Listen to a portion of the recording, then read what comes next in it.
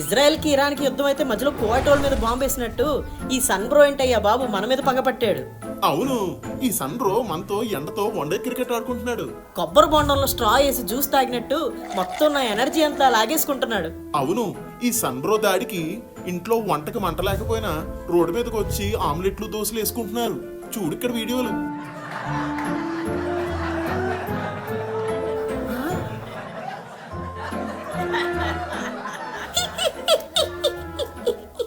ఈ సమ్మర్ మాత్రం చెమట్లు water falls లా కారిపోతున్నాయి.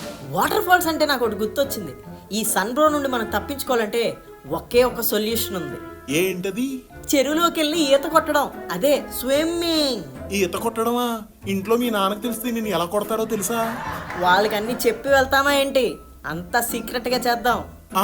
నీకు ఈత వచ్చా? ఈత వచ్చా? పీతలు తిన్నంత ఈజీ ఈత కొట్టడం. ఆ ఏముంది, ఈ చెయ్యి ఇలాగా, ఈ చెయ్యి ఇలాగా, ఇలా ఇలా ఇలా అంటే ఈత ఈజీగా కొట్టేయచ్చు. ఎప్పుడైనా కొట్టావా? కొట్టలేదు, కానీ యూట్యూబ్ లో చూసా ఎలా కొట్టాలని. ఏంటి తెలివిగా మాట్లాడుతున్నాను అనుకుంటున్నావా? లేదు, తెలుగులో మాట్లాడుతున్నా. నా మాట వినరా, నాతో రా, ఎంజాయ్ చేద్దాం. A few moments later.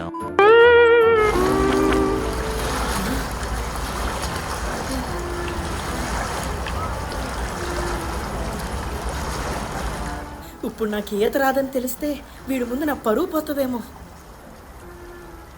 Janu, ముందు నువ్వు వెళ్ళి దిగు, ఆ తర్వాత నేను దిగుతాను, ఓకేనా? నాకు స్విమ్మింగ్ రాదు బాబోయ్, నువ్వు దిగు. నిన్ను చూసిన తర్వాత నేను దిగుతాను. వీడేంటి నేను దిగేదాకా దిగేలా లేడే. ఇప్పుడు ఎలాగా?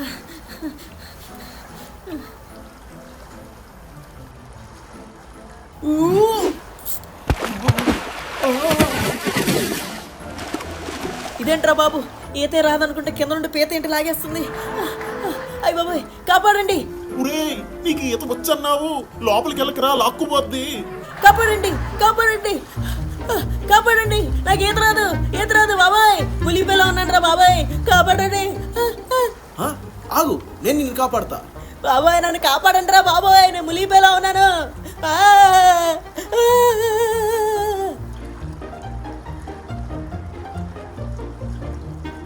చాలా థ్యాంక్స్ సార్, దేవుళ్ళ వచ్చి నన్ను కాపాడారు. ఈత రానప్పుడు చెరువులోకి ఎందుకు దిగావు? ఎండలో బాగా తెల్లగా అయిపోతున్నానని, కొంచెం చల్లగా ఉంటుందని స్విమ్మింగ్ పూల్లో దిగానండి. సార్, వీడు యూట్యూబ్లో చూసి ఈత వచ్చన్నాడు సార్, నన్ను కూడా దిగమన్నారు సార్. వీడు యూట్యూబ్లో చూసి కొండ ఎక్కాను, ఇన్స్టాగ్రామ్లో చూసి బండి ఎక్కాను. యూట్యూబ్లో చూసి నేర్చుకోవాల్సినవి అవి కావు, వేరే ఉన్నాయి, అవి నేర్చుకో కావాలంటే. స్విమ్మింగ్ చేయడం తప్పు కాదు, స్విమ్మింగ్ రాకుండా స్విమ్మింగ్ పూల్లోని చెరువుల్లోకి దిగడం తప్పు. ఎండాకాలంలో చాలామంది చేసే తప్పులు ఏంటంటే ఇవే. అందులో ఒకటి, ఈత రాకుండా చెరువుల్లో దిగి ప్రాణాలు పోగొట్టుకుంటూ ఉంటారు, ఏదో చల్లదనం కోసం అని చెప్పి. స్విమ్మింగ్ పూల్కి వెళ్ళడం తప్పు కాదు, కానీ పెద్దలు పర్యవేక్షణలో వెళ్ళడం మంచిది, అది కూడా స్విమ్మింగ్ నేర్చుకుని. ఇంకొకటి చాలా ఇంపార్టెంట్ థింగ్ ఏంటంటే, ఈ ఎండాకాలంలో బాగా మంచినీళ్ళు తాగాలి. దాహం వేసినప్పుడల్లా మంచినీళ్ళు తాగాలి. సార్, దాహం వేసిందంటే థమ్సప్లు, స్టింగులు తాగుతారు సార్. వీడు స్టింగు తాగామంటే టింగుమని పోతావు. కూల్ డ్రింక్స్ అనేవి ఒంటికి మంచివి కావు, అవి నీకు హాని చేస్తాయి. ఏదో దాహం తీర్చినట్టు ఉంటుంది కానీ అది నిజానికి నీకు చాలా ప్రమాదం తీసుకొస్తుంది నీ లోపల. కూల్ డ్రింక్స్ కాదు, మంచినీళ్ళు తాగు. లేదంటే ఒక బాటిల్లో నిమ్మకాయ తీసుకొని నిమ్మ జ్యూస్ కలుపుకొని కొంచెం ఉప్పు వేసుకుని తాగు, అది నీ బాడీలో ఎలక్ట్రోలైట్గా పనిచేస్తుంది.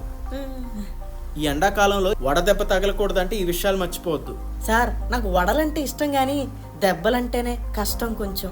వడదెబ్బ అంటే ఇడ్లీ వడలు సాంబార్ కాదురా బాబు. వడదెబ్బ అంటే ఎండ దెబ్బ, కళ్ళు తిరిగి స్పృహ పడిపోవడం ఎండకి. ఓ అదా, ఐ థాట్ వాటు. ద్రవ పదార్థాలు ఎక్కువగా తీసుకోవాలి. అలాగే వీలైనంత వరకు టోపీ ధరించడం, లేదా గొడుగు పట్టుకెళ్ళడం, తెల్లని దుస్తులు ధరించడం. వీలైనంత వరకు ఎండలో వెళ్ళకపోవడమే మంచిది, కానీ చాలా జాగ్రత్తగా ఉండాలి. ఇంకా చాలా విషయాలు ఉన్నాయి, ఇగో ఈ వీడియో చూడు. ఎన్ని మార్లు చూసినా మరలా చూడాలనిపిస్తుంది సముద్రం. మరి అనేక మంది వీడియోలు, ఫోటోలు తీసుకుంటూ ఉంటారు, ఫ్యామిలీలుగా, కుటుంబాలుగా నిలబడి. అంతవరకు ఓకే, కానీ నీటిలోనికి వెళ్ళాలని సాహసం చేయాలంటే మాత్రం స్విమ్మింగ్ వచ్చి ఉండాలి, ఈత వచ్చి ఉండాలి. అలా లేని పక్షంలో సముద్రం నీటిలోనికి వెళ్ళకండి. సముద్రం చూడడానికి ఎంత సరదాగా ఉంటుందో అంతే ప్రమాదకరమైంది కూడా. సరదాగా సముద్రం చూడడానికి వెళ్ళిన వాళ్ళలో కొంతమంది నీటిలోనికి తెగించి వెళ్తారు, కొందరు రాకుండా శాశ్వతంగా కొట్టుకుపోయిన వారు కూడా ఉన్నారు. సముద్రం ఒడ్డుకి పగటి వేళ వచ్చిన దానికన్నా సాయంకాలం అయ్యేసరికి చాలా వరకు ఒడ్డు దాటి మరి వచ్చేస్తుంటాయి. చంద్రులో వచ్చే మార్పులు సముద్రం మీద దాని ప్రభావం ఉంటుంది. దీన్ని హై టైడ్స్ అంటారు. ఆటు పోటు అనే మాట మనం వింటాం. కెరటాలు రకరకాలుగా ఉన్నాయి. కొన్నిసార్లు ఆ సముద్రం ఒడ్డున రిప్ టైడ్స్ అనేవి ఏర్పడుతుంటాయి. రిప్ కరెంట్ ఏర్పడుతూ ఉంటుంది. అటు ఇటు రెండు వైపుల నుండి అలలు వచ్చి మళ్ళీ రిటర్న్లో వెళ్తున్నప్పుడు ఒక ప్రాంతం నుండి దూసుకుని లోపలికి వెళ్తూ ఉంటుంది. ఆ ఏరియాలో కనుక మీరు నీటిలో దిగితే పర్వాలేదు, నిలబడదాం అనుకున్నా కూడా మీ కాళ్ళు ఇసుక తాకకుండా నీరు తోసుకుని వెళ్తుంది. 10 to 15 మీటర్స్ వరకు తోసుకుని వెళ్ళిపోతుంది. ఇలాగనే కాలేజ్ స్టూడెంట్స్ కావచ్చు, యూనివర్సిటీ స్టూడెంట్స్, స్కూల్ పిల్లలు కూడా సముద్రం ఒడ్డుకు వెళ్తున్నప్పుడు ఆగండి, ఒక్క నిమిషం ఆలోచన చేయండి. మీకు ఈత వచ్చా రాదా? మీరు సముద్రంలో ఈదిన అలవాటు ఉందా లేదా? లేనప్పుడు సముద్రం ఒడ్డున నిలబడి ఫోటోలు తీసుకుని వచ్చేసేయండి. కానీ నీటిలో దిగే సాహసం చేయొద్దు. ప్రతి సంవత్సరం ఎంతో మంది సముద్రం చూడడానికి వెళ్ళి వారి జీవితాలు పోగొట్టుకున్నట్టుగా న్యూస్ పేపర్స్లో, న్యూస్ ఛానల్స్లో, సోషల్ మీడియాలో అనేక సార్లు ఇట్లా వినబడుతూనే ఉంది. ఎప్పుడైనా ఎక్కడైనా నీటిలో పొరపాటున జారిపడ్డారంటే ఈ రెండు చేతులు ఒక చేయి తర్వాత ఒక చేయి ఆడిస్తూ ఉండాలి. భయపడిపోయి ప్యానిక్ అయిపోయి స్పీడ్గా ఆడించడం వల్ల ఎక్కువ టైర్డ్ అయిపోయి త్వరగా మునిగిపోయే అవకాశం ఉంది. కాబట్టి ఒక చేయి నీటిని కిందకి తోసేయడమే, ఒక చేతిని అన్న తర్వాత మరొక చేతిని. అప్పుడు మీరు తేలి ఉంటారు. ఏదో ఈత నేర్చుకోవాలి, స్విమ్మింగ్ నేర్చుకోవాలని ఏకంగా సముద్రంలో ఈత నేర్చుకోవడానికి వెళ్ళకండి. సముద్రంలో స్విమ్మింగ్ నేర్చుకోవద్దు. అందుకే స్విమ్మింగ్ నేర్చుకోవాలంటే స్విమ్మింగ్ పూల్ దగ్గర, స్విమ్మింగ్ నేర్పించే కోచ్ దగ్గరకు వెళ్ళి జాగ్రత్తగా నేర్చుకుని ఆ తర్వాత ఎలాంటి నీటిలో అయినా ఈదగలుగుతున్నాను అన్నప్పుడు అప్పుడు సముద్ర నీటిలోనికి వెళ్ళొచ్చు. ఎందుకంటే మీకు ఈదగలిగేటువంటి కెపాసిటీ ఉందని తెలిసిన తర్వాత చేయండి. ఆ పని. ప్రమాదాలు పొంచి ఉన్నాయి, జాగ్రత్త పడండి. సముద్ర తీర ప్రాంతానికి వెళ్తున్న వారందరూ కూడా ఈ విషయాన్ని గుర్తుపెట్టుకోండి. మీ ఫ్రెండ్స్, స్నేహితులకు షేర్ చేయండి. ఖచ్చితంగా జాగ్రత్తలు కూడా పాటించండి. సాధారణంగా మానవ శరీర ఉష్ణోగ్రత 100 నుంచి 104 డిగ్రీల ఫారెన్హీట్ వరకు ఉంటుంది. 100కు పైగా టెంపరేచర్ ఉన్నప్పుడు సాధారణంగా జ్వరం వచ్చినట్లు చెబుతాం. ఉష్ణోగ్రతలు 104, 106 డిగ్రీలకు పెరిగి నిలకడగా ఉంటే సన్స్ట్రోక్గా పరిగణనలోకి తీసుకుంటారు. శరీర ఉష్ణోగ్రతను నియంత్రించే ఒక వ్యవస్థ సహజంగానే మన శరీరంలో ఉంటుంది. ఈ వ్యవస్థ బలహీనపడినప్పుడు ఉష్ణోగ్రత అదుపు తప్పి వడదెబ్బకు గురవుతారు. సాధారణంగా 5 ఏళ్లలోపు 60 సంవత్సరాల పైబడిన వారు త్వరగా ఎండదెబ్బకు లోనవుతారు. గర్భిణీలు, బాలింతలు శరీరంలోని తేమ శాతాన్ని కాపాడుకోవడం మంచిది. నిద్రలేమి వంటి రుగ్మతలున్నవారు సన్స్ట్రోక్కి త్వరగా లోనవుతారు. వీరు వేసవిలో తమ శరీరంలోని నీటి శాతం తగ్గకుండా జాగ్రత్తలు తీసుకోవాలి. చిన్నపాటి జాగ్రత్తలతో సన్స్ట్రోక్ నుంచి బయటపడవచ్చు. ఎండలో బయటికి వెళ్లేవారు టోపీలు, స్కార్ఫ్లు, కూలింగ్ గ్లాసెస్ ధరించాలి. ప్రధానంగా మధ్యాహ్నం 12 గంటల నుంచి 5 గంటల వరకు ఎండలో తిరగకపోవడం ఉత్తమం.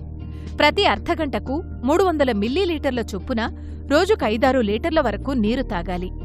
ఓఆర్ఎస్ నీళ్లు, కొబ్బరికాయ, గ్లూకోజ్ నీరు తీసుకోవడం మంచిది. ఇంటి కిటికీలను తెరిచి గాలి, వెలుతురు వచ్చేలా చూసుకోవాలి. వేసవిలో శీతల పానీయాలు తీసుకోవడం ఆరోగ్యానికి మంచిది కాదు. విటమిన్స్, మినరల్స్, ఎలక్ట్రోలైట్స్ ఎక్కువగా ఉండే చింతపండును వేడి నీటిలో నానబెట్టి పంచదార కలిపి తీసుకోవాలి. ఇది శరీర ఉష్ణోగ్రతను వెంటనే తగ్గించేందుకు ఉపకరిస్తుంది. వడదెబ్బ తగిలినప్పుడు తరచుగా మజ్జిగ తాగడం వల్ల మంచి ఫలితం ఉంటుంది. పుదీనా ఆకులతో జ్యూస్ తయారు చేసుకుని చక్కెర కలుపుకుని తాగడం వల్ల సన్స్ట్రోక్ నుంచి వెంటనే ఉపశమనం పొందవచ్చు. థ్యాంక్ యూ సార్, చాలా మంచి విషయాలు చెప్పారు. ఈ సమ్మర్లో ఎండ దెబ్బ నుండి ఎలా తప్పించుకోవాలి, ఎలాంటి ప్రమాదాలు జరగకుండా ఉండాలంటే ఏం చేయాలనేది చాలా విషయాలు చెప్పారు. చాలా thanks sir. Thank you sir. Thank you very much. Okay, ఈ వీడియో చూస్తున్న వాళ్ళు ఒక్క చిన్న హెల్ప్ చేస్తారా? ఈ ఛానల్ని సబ్స్క్రైబ్ చేయడం మర్చిపోద్దే. అలాగే పక్కనున్న లైక్ బటన్ క్లిక్ చేయండి. ఈ ఇన్ఫర్మేషన్ని మన ఫ్రెండ్స్ అందరికీ షేర్ చేయడం మర్చిపోద్దు. బాయ్ బాయ్, మరొక వీడియోలో కలుద్దాం.